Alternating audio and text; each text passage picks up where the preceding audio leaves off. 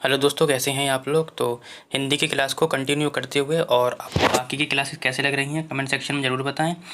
तो आपके एग्ज़ाम में गद्यांश और पद्यांश से क्वेश्चन बनते हैं 15 नंबर के, ठीक है। तो आज हमने गद्यांश लिया है और आप लोगों को बता दे रहे हैं कि किस टाइप से गद्यांश को आपको करना है, ठीक है। देखो, इस तरीके से गद्यांश आएगा कि निर्देश प्रश्न संख्या 91 से लेकर 99, इस तरीके से उसमें भी लिखा होगा पेपर में आपके। तो यानी कि 91 से 99 जितने भी क्वेश्चन होंगे वो आपको इसी में से क्या करना है, निकालना है उसके आंसर, ठीक है। और ये है गद्यांश। पढ़कर पूछे गए प्रश्नों के उत्तर दीजिए। आप पहले ये गद्यांश ना पढ़ें, पहले आप क्या करें, प्रश्न पढ़ लें, जिससे कि क्या होगा, एक बार आप प्रश्न पढ़ लेंगे और फिर गद्यांश पढ़ेंगे तो आपको उत्तर अपने आप से मिल जाएंगे। कह रहा है कि प्रस्तुत गद्यांश के अनुसार साहित्य और जीवन में गहरा संबंध है, क्योंकि मनुष्य किसकी खोज में जीवन भर लगा रहता है, साहित्य का प्रमुख उद्देश्य क्या है, वास्तव में सच्चा आनंद मिलता है, साहित्य की आनंद का आधार क्या है, ठीक है। बाकी विलोम शब्द आ गया, समानार्थी शब्द आ गया, ठीक है। अब हम पढ़ते हैं गद्यांश को और हमें आंसर देखो तुरंत मिलते चले जाएंगे, ठीक है।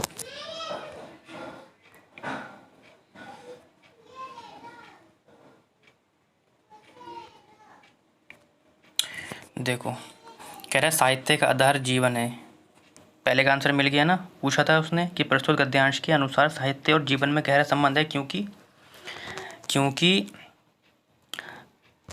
साहित्य का आधार क्या है, जीवन है। ये पहला मिल गया आपको। फिर कह रहा है इसी आधार पर साहित्य की दीवार खड़ी है, उसकी अटारियाँ, मीनार और गुंबद बनते हैं, लेकिन बुनियादी मिट्टी के नीचे दबी पड़ी है। लेकिन जीवन परमात्मा की सृष्टि है, इसलिए सुबोध है, सुगम है और मर्यादाओं से परिमित है। जीवन परमात्मा को अपने कार्यों को जवाबदेह है, ठीक है।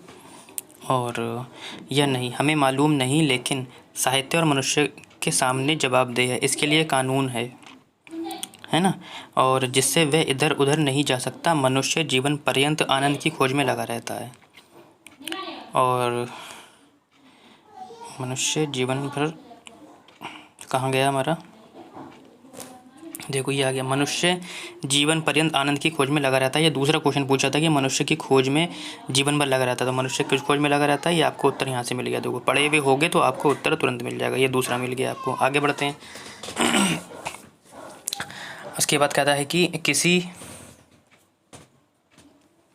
किसी को ये रत्न द्रव्य में मिलता है, किसी को संपूर्ण परिवार में, किसी को लंबे चौड़े भवन में, किसी को ऐश्वर्य में, लेकिन साहित्य का आनंद इस आनंद से ऊंचा है, ठीक है। और उसका आधार सुंदर और साहित्य है। ये तीसरा क्वेश्चन पूछा था कि साहित्य का आधार प्रमुख क्या है, तो क्या है, उसका आधार सुंदर और सत्य है। देखो, तीसरा मिल गया।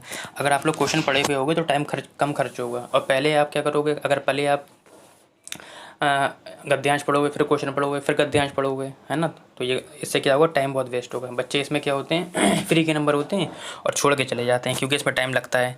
लेकिन अगर आप ट्रिक से करेंगे तो टाइम कम लगेगा। पहले आप क्वेश्चन पढ़ लीजिए, उसके बाद को गद्यांश पढ़ें, आपको खुद उत्तर मिलते रहेंगे।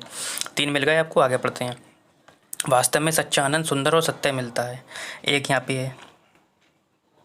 चौथा क्वेश्चन क्या था कि वास्तव में सच्चा आनंद मिलता है, तो किससे मिलता है, तो वास्तव में सच्चा आनंद सुंदर और सत्य से मिलता है। देखो, चौथा भी मिल गया। उसी आनंद को दर्शाना, वही आनंद उत्पन्न करना साहित्य का उद्देश्य है। 5वां क्वेश्चन था कि साहित्य का आधार, साहित्य के अंदर साहित्य का के आनंद का आधार क्या है, तो सुंदर और सत्य को पाना, ठीक है, सुंदर और सत्य को पाना। तो आपको सारे आंसर मिल गए। अब क्वेश्चन की तरफ आते हैं। देखो, पहला क्वेश्चन था कि प्रस्तुत गद्यांश के अनुसार, देखो दोनों चीज़ें इसमें नहीं ले सकता मैं, क्योंकि फिर बहुत छोटा हो जाएगा। आप लोग, मैं जब PDF डाउनलोड कर दूंगा, अपलोड कर दूंगा टेलीग्राम पर, तो आप वहाँ से एक बार फिर से सही से कर लीजिए, जिस तरीके से मैंने तरीका बताया है। प्रस्तुत गद्यांश के अनुसार साहित्य और जीवन में गहरा संबंध है, क्योंकि जीवन का मुख्य आधार साहित्य प्रसन्नता है, और जो साहित्य है, साहित्य जीवन की सृष्टि है, साहित्य का आधार जीवन है, या साहित्य जीवन को दृढ़ता है, तो साहित्य का आधार जीवन है, ठीक है। यानी कि ऑप्शन नंबर सी हो जाएगा। आगे बढ़ते हैं क्वेश्चन नंबर बी की ओर। और क्वेश्चन नंबर बी क्या था हमारा कि मनुष्य किस खोज में जीवन भर लगा रहता है, परमात्मा, आनंद, साहित्य, रतन। तो मैंने बताया कि आनंद में लगा रहता है। किस में लगा रहता है, आनंद में लगा रहता है, ठीक है। आगे बढ़ते हैं क्वेश्चन नंबर 3 की ओर। इसका भी देखो उत्तर मिल गया था आप लोगों को। कह रहा है कि साहित्य का प्रमुख उद्देश्य क्या है? ऐश्वर्य उत्पन्न कराना, सृष्टि उत्पन्न कराना, जीवन उत्पन्न करवाना, आनंद उत्पन्न करवाना। ठीक है, तो क्या है साहित्य का प्रमुख उद्देश्य क्या था? आनंद उत्पन्न करवाना। ठीक है, यानी कि ऑप्शन नंबर आपका डी हो जाएगा। ठीक है, आगे बढ़ते हैं क्वेश्चन नंबर 4 की ओर। और क्वेश्चन नंबर हमारा 4 कहता है कि वास्तव में सच्चा आनंद मिलता है साहित्य व जीवन से, संपूर्ण परिवार से, सुंदर व सत्य से, लंबे व चौड़े भवन से। तो वास्तव में जो सच्चा आनंद सुंदर और सत्य से मिलता है ये आप लोगों ने ढूंढा था, सुंदर और सत्य, यानी कि ऑप्शन नंबर हो जाएगा आपका क्वेश्चन नंबर 4 का सी हो जाएगा। आगे बढ़ते हैं क्वेश्चन नंबर 5 की ओर। कहता है कि साहित्य की आनंद का आधार क्या है? देखो इसका भी उत्तर मिल गया था आप लोगों को। कह रहा है सुंदर और सत्य को पाना, जीवन, ऐश्वर्य पाना, परमात्मा पाना। ठीक है, तो इसका उत्तर क्या ढूंढा था आप लोगों ने? सुंदर और सत्य को पाना, यानी कि क्वेश्चन नंबर 5 का ऑप्शन नंबर हो जाएगा ए हो जाएगा। ठीक है, आगे बढ़ते हैं क्वेश्चन नंबर 6 की ओर। अब इसमें पूछा है कि परिमित का अर्थ क्या है। ठीक है, तो परिमित का अर्थ बताना है। कह रहा है कि सीमित है, दबा हुआ है, विस्तृत है या फंसा हुआ है। तो हमें बताना है कि परिमित का अर्थ क्या होता है। तो परिमित का अर्थ होता है सीमित। ठीक है, यानी कि 6 का ऑप्शन नंबर ए हो जाएगा। आगे बढ़ते हैं क्वेश्चन नंबर 7 की ओर। और क्वेश्चन नंबर 7 कहता है हमारा कि आनंद का समानार्थी शब्द कौन सा होगा? कह रहा है जीवन होगा, खुशी होगा, साहित्य होगा, परमात्मा, अच्छा होगा।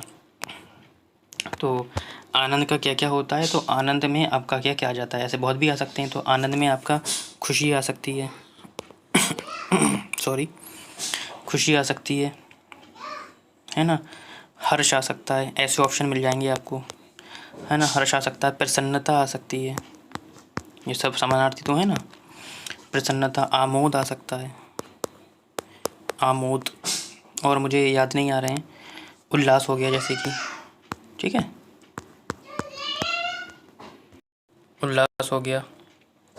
ठीक है, तो यानी कि खुशी हो जाएगा, ऑप्शन नंबर बी हो जाएगा। ये अभी गद्यांश का ही क्वेश्चन चल रहा है। ठीक है, उसी के शब्द निकालें, ये भी देखो उसी का ही है।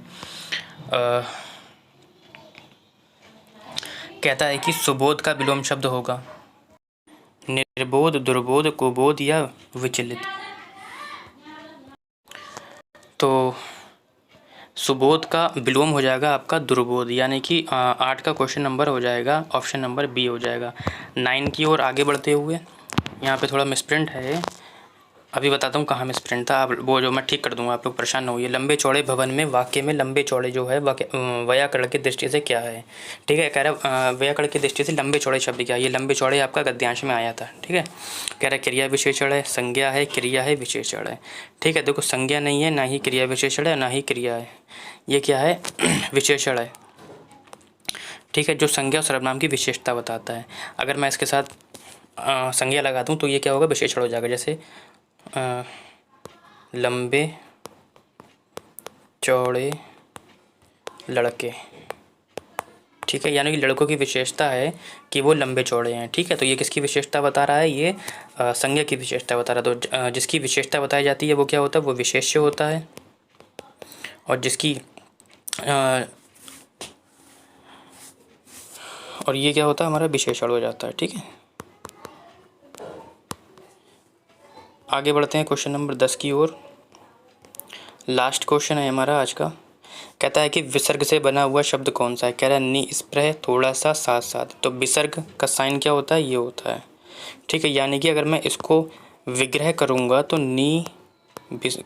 विसर्ग क्या हो जाएगा? स्प्रह हो जाएगा। तो किस में निकल के आ रहा है हमारा विसर्ग? ऑप्शन नंबर ए में, यानी क्वेश्चन नंबर 10 का ऑप्शन क्या हो जाएगा? ए हो जाएगा। तो आज मैंने गद्यांश ली है, तो अगली बार से मैं पद्यांश का भी क्वेश्चन ले लूँगा, तो जिससे कि आपको अंदाज़ा हो जाएगा कि गद्य पद से कैसे क्वेश्चन आते हैं और आपको उसमें से आंसर कैसे निकालना है। ठीक है, तो पहले आपको क्या पढ़ना है? जहाँ से जहाँ तक ऑप्शन में हिंट्स दे रखी है कि यहाँ से यहाँ तक आपके क्वेश्चन है, तो वहाँ तक आप क्वेश्चन पहले पढ़ लीजिए। उसके बाद आपको गद्यांश को पूरी तरीके से पढ़ना है पेंसिल लेके, क्योंकि इस बार ऑफलाइन होगा तो आप लोग अंडरलाइन करते हुए चलें और टिक करते हुए चलें कि पहला ये है। क्वेश्चन पढ़े हुए होंगे तो आप दिमाग में बैठ जाएंगे, तो आंसर उससे क्या होगा? जब आप उस लाइन को पढ़ेंगे तो वो अपने आप से कैच कर लेगा कि ये आपने क्वेश्चन अभी पढ़ा था। ठीक है, तो अभी और भी मैं प्रैक्टिस लूँगा जिससे कि आपको और क्लियर हो जाएगा। ठीक है, तो आज के लिए इतना ही। PDF को प्राप्त करने के लिए आप हमारा टेलीग्राम चैनल ज्वाइन कर सकते हैं।